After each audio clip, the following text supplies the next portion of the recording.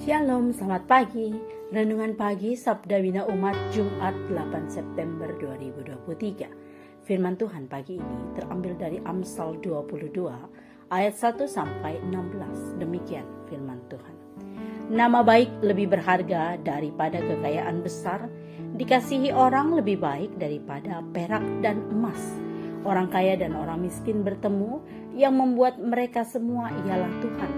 Kalau orang bijak melihat malapetaka, bersembunyilah ia, tetapi orang yang tak berpengalaman berjalan terus lalu kena celaka.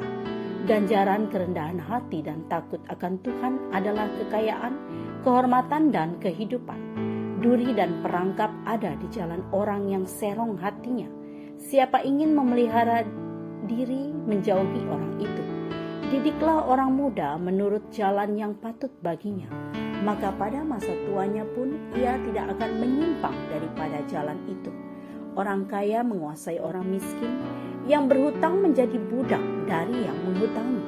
Orang yang menabur kecurangan akan menuai bencana, dan tongkat amarahnya akan habis binasa. Orang yang baik hati akan diberkati karena ia membagi rezekinya dengan si miskin. Usirlah si pencemooh, maka lenyaplah pertengkaran, dan akan berhentilah perbantahan dan cemooh. Orang yang mencintai kesucian hati dan yang manis bicaranya menjadi sahabat raja.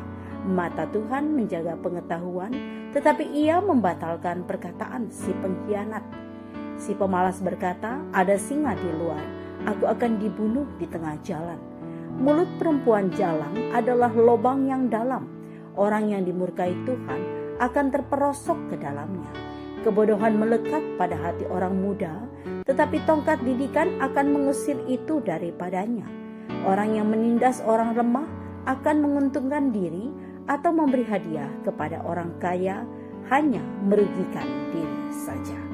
Demikian firman Tuhan. Renungan pagi ini bertema jaga nama baik. Kita sangat akrab ketika mendengar ungkapan jagalah nama baik. Ungkapan ini menjadi suatu himbauan yang mengingatkan kita agar dalam praktek kehidupan sehari-hari kita harus cermat dan bijak di dalamnya. Karena apa yang kita perbuat senantiasa dinilai oleh orang lain dan berdampak dalam kehidupan sosial kita. Baik yang dibuat, maka baik juga nama yang akan disandang. Buruk yang diperbuat, buruk juga nama yang disandang. Oleh karena itu, agar keberadaan kita dapat diterima secara sosial dengan baik, maka melakukan yang baik merupakan bagian dari menjaga nama baik. Hal ini juga ditekankan secara khusus pada ayat 1. Penulis menyampaikan bahwa nama baik lebih berharga dari kekayaan. Ungkapan ini hendak menekankan bahwa nama baik adalah reputasi sosial. Reputasi sosial merupakan suatu penilaian yang diberikan oleh satu individu atau kelompok dalam suatu masyarakat. Penilaian ini bertujuan sebagai alat ukur penerimaan atau penolakan terhadap individu atau kelompok dalam lingkungan masyarakat. Berbeda dengan kekayaan, kekayaan tidak selalu bisa menjadi reputasi sosial. Malahan yang terjadi, kekayaan bisa merusak reputasi sosial.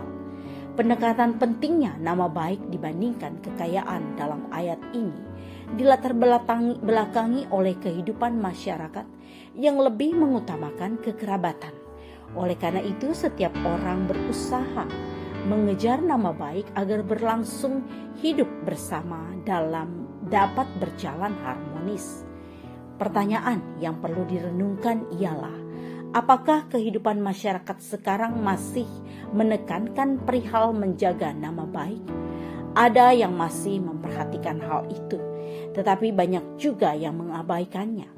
Di sini firman Tuhan turut mengingatkan dan menasihati kita agar kita dapat menjaga nama baik kita dengan melakukan hal-hal yang baik sehingga dapat mendatangkan damai sejahtera bagi seluruh kehidupan.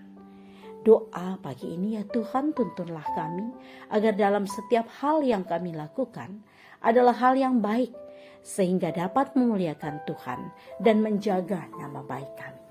Amin. Demikian renungan pagi ini, selamat beraktivitas, Tuhan Yesus memberkati.